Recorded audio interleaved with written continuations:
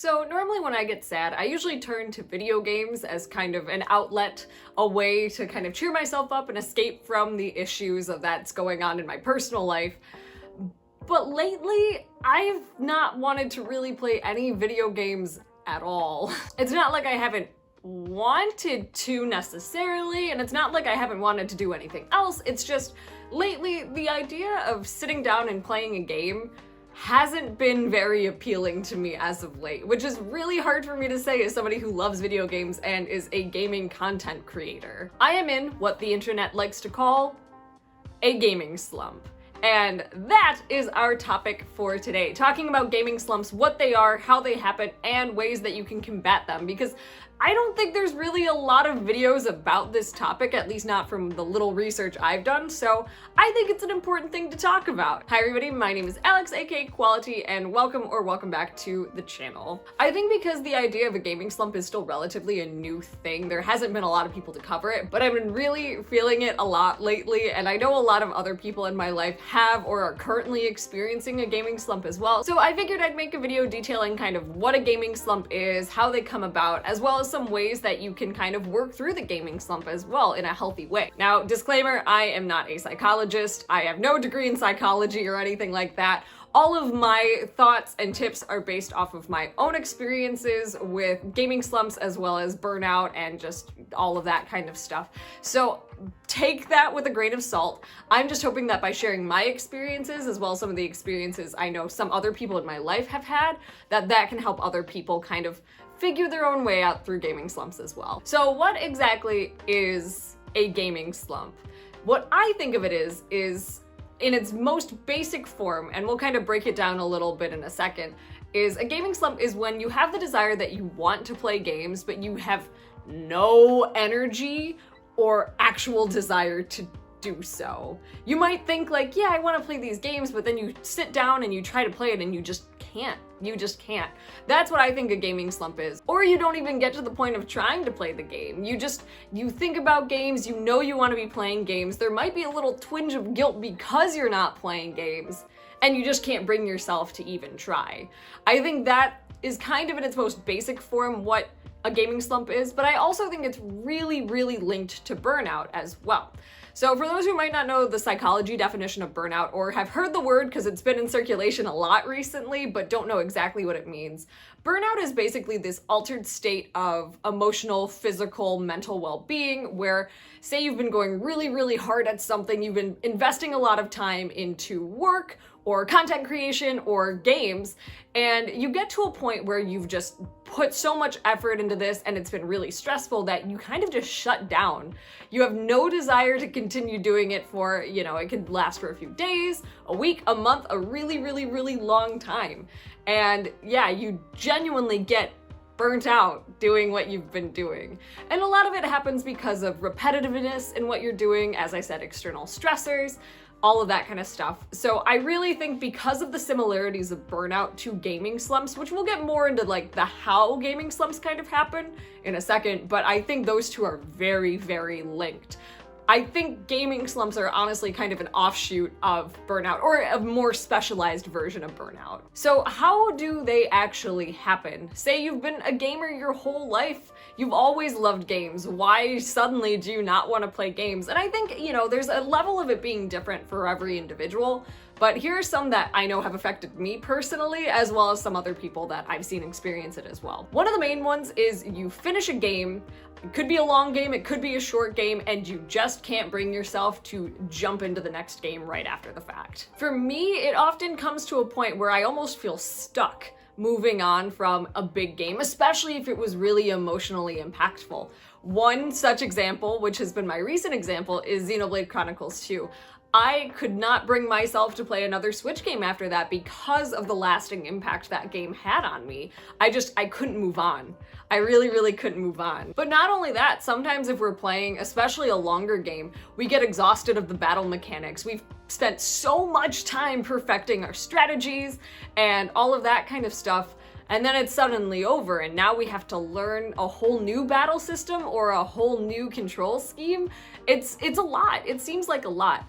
And something I think not as many people talk about, games can genuinely be exhausting. I know it's kind of silly maybe, but also I don't think so. Games can be exhausting. If it's a game experience that you didn't fully enjoy and weren't invested in, but kept pushing just to get through it, you're probably gonna feel pretty tired after the fact just because you spent so much time trying to get through this game that you weren't fully invested in. And I think that's a really important thing to talk about as well. Now, the next point is kind of similar, but hyperfixating on a game. This has also been me recently with Baldur's Gate 3. It's gotten to the point where, as of late, even though I've wanted to play games on my Switch or just any other games, I really haven't been able to for the most part because I'm so focused on Baldur's Gate 3. And it's gotten to the point for me where even if I want to play a game, but I'm not feeling Baldur's Gate 3, I just won't play a game because I'm like, well, I'm committed to Baldur's Gate 3. I need to keep playing it because I need to finish it so then I can move on.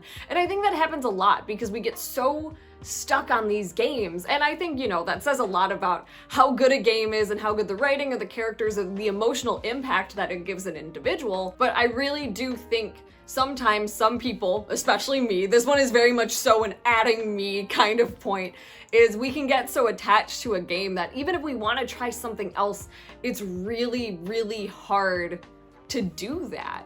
And in a way, like you think, well, is that really a gaming slump because you're still gaming? I think yes, because you know that you don't just want to play this game. And there are moments where you want to play a game, you don't want to play that fixated game, but you just can't bring yourself to try anything else. I really do think that's another aspect of a gaming slump. Another reason why gaming slumps might happen, which is related to the burnout thing, are just real life stressors.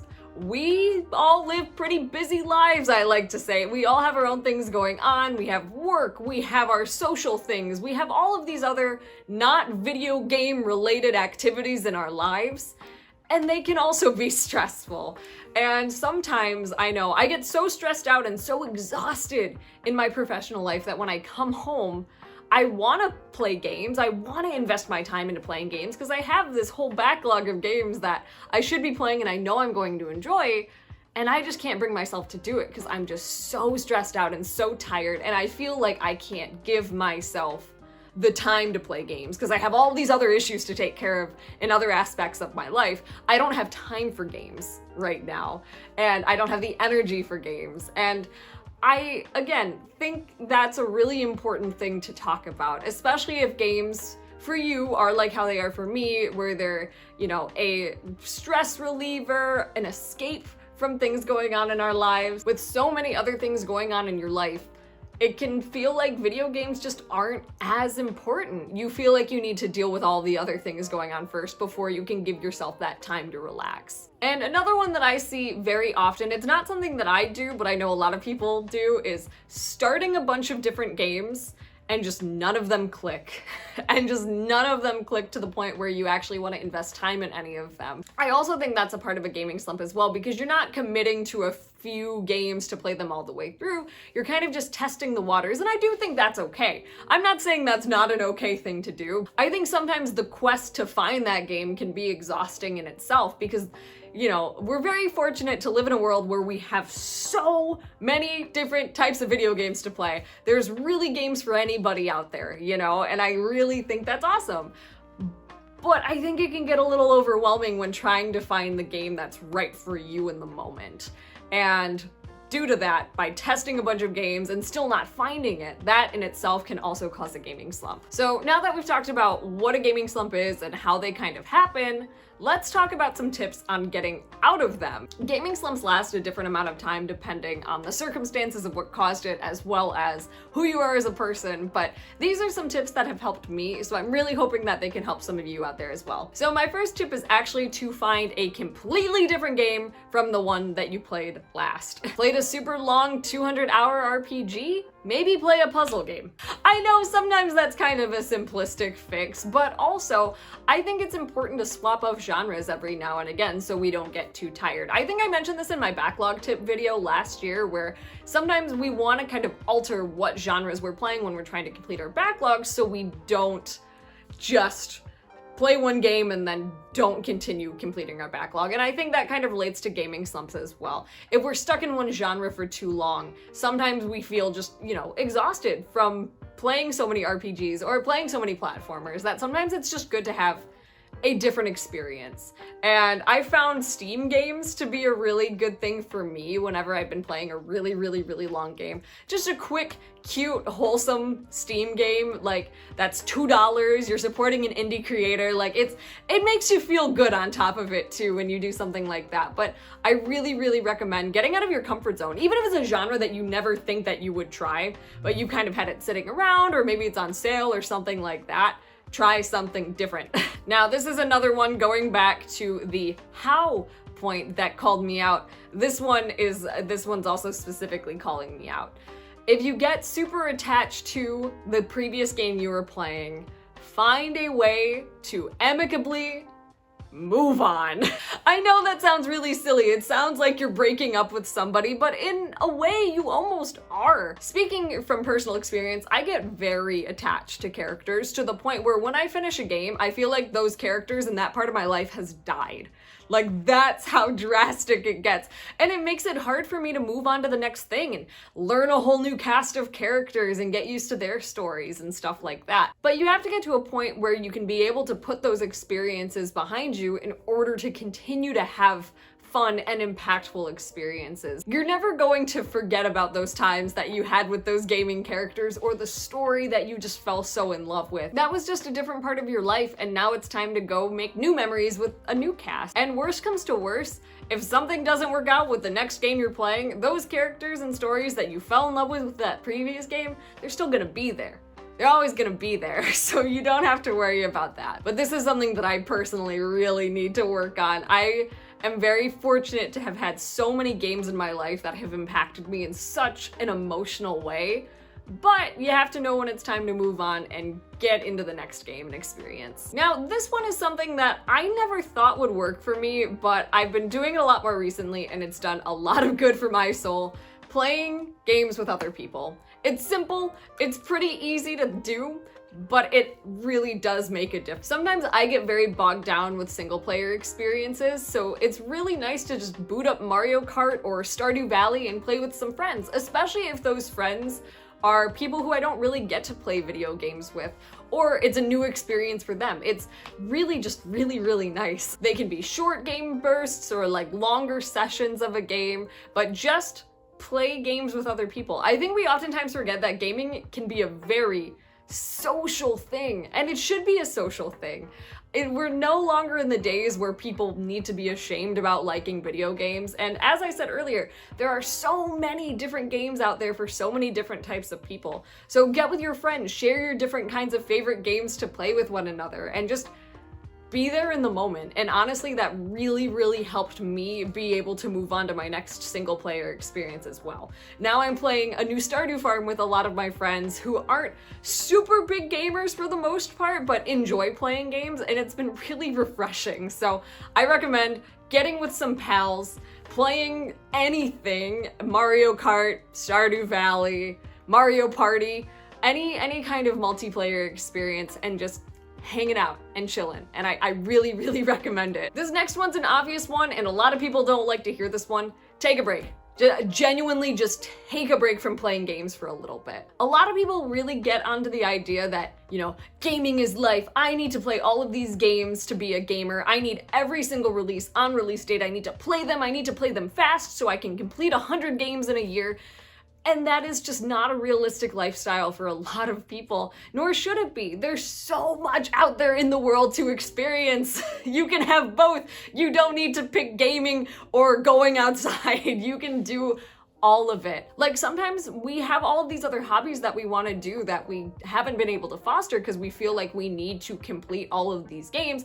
Otherwise, our gamer status is going to be lost. And maybe people don't think about that in such, frank terms, but I do know a lot of people, especially content creators, feel really guilty when they can't play all of these games. And that's not right. Everybody has a different amount of stamina when it comes to playing games, especially one right after the other, and that doesn't make anybody playing a bunch of games more worthy of the gamer title than somebody who only gets to finish a few games a year or plays them much more spread out from one another, or just plays one game over and over and over again. Like, it's such a silly idea that people like to kind of gatekeep what being a gamer is, and it's just, it's ridiculous and it's not helpful. If you're one of those people, just don't be. It's not helpful. But yeah, take time, foster your other hobbies. As I said, go hang out with people, whether you're playing games or not. Just do something to get away from gaming for a little bit so you can come back with a fresh perspective and the willingness to go and experience some new games. Now, this is a tip I almost didn't include because it's kind of a double-edged sword in a little bit of a way, but I think it's important to talk about. And it's watch Let's Plays or videos about or listen to OSTs of games that you've played previous or games that you're interested in playing. For me, this definitely works. If I listen to an OST of a game that I have in my backlog, I get instantly more excited because I'm like, oh my gosh, what do these pieces of music mean in context of the game? Like, how does this work? That's honestly how I felt with Xenoblade 2, how I felt with Baldur's Gate. A lot of the recent games that I've played have been because of the music I've heard in them.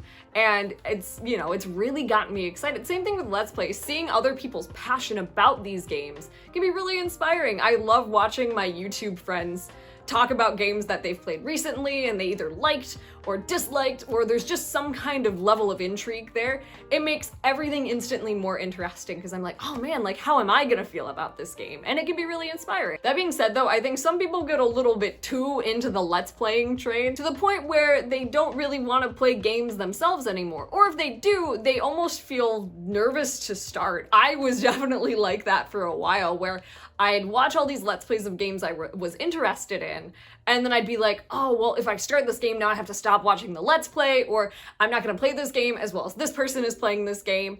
And I think some people fall into that trap. So having the healthy balance between consuming content about games and playing the games yourself, I think is really important in terms of getting out of a gaming slump. Now, for the last tip involving getting out of a gaming slump, but also kind of involving burnout, it's okay. It's really okay that this is happening, and you do not need to feel guilty about it. As I mentioned when we were talking about, you know, taking a break from gaming, people get it in their heads that we need to be this ideal person to fit into a category. Like, I need to be playing all of these games, otherwise I'm not a gamer, or I need to be making videos every single week, otherwise I'm not a content creator, and all of these other terrible things will happen. And I need to tell you that that feeling, that guilt, is so not worth it, because the more that you kind of get that into your head, like, oh, I need to do this, otherwise I'm not good enough, it's going to, one, make you feel bad about yourself, and you shouldn't, because you're wonderful. And two, when you jump into that next game because you feel like you have to, you're not going to be able to enjoy it. A lot of the time when I talk to other people, their worst gaming experiences happened because they felt they needed to play something rather than actually wanting to play something. Or at one point in time they wanted to play it, felt pressured that they had to, and then just couldn't enjoy it. And years later returned to it and was like, what was I thinking? Like, this game's great, or anything like that. It happens to us more than I think we care to admit. Games are meant to be enjoyed and cherished and loved. So take your time. Don't feel like you need to rush through these in order to fit into this imaginary category. Play the games you want to play. Play them at your own pace. And make sure while you're playing these games, you take the time to take care of yourself in every other way as well. Doing a lot of self-care while you're playing games and understanding why you're playing these games and how you're enjoying it can also really help in preventing gaming slump. And I think that piece of advice is where we're going to end this video off on. As you can probably tell, this is a topic that means a lot to me, and it's something I've been experiencing a lot lately, not just with gaming, but also video game related content. I've been in a big content slump recently. Not that I don't love making content for you guys, but sometimes we just, as I've listed out, get into those states where we're just a little exhausted and need to take a break. So I'll be honest, this video was very therapeutic to me, just coming on and talking about this, and I really hope it was helpful for others that might be experiencing gaming slumps as well. If it did, let me know, and also let me know if you have other tips for gaming slumps as well. It's a very unique experience to the individual, and honestly, any kind of advice might help somebody else, so don't be afraid to share in the comments. And if you liked this video, you know, give it a thumbs up. I would really appreciate it. And if you're not already subscribed, also consider subscribing. We have deep talks like this. We have video game collection videos. We do a whole bunch of random stuff on this channel, and it's a good time, so I'd love to have you stick around. But everybody, until the next one, goodbye!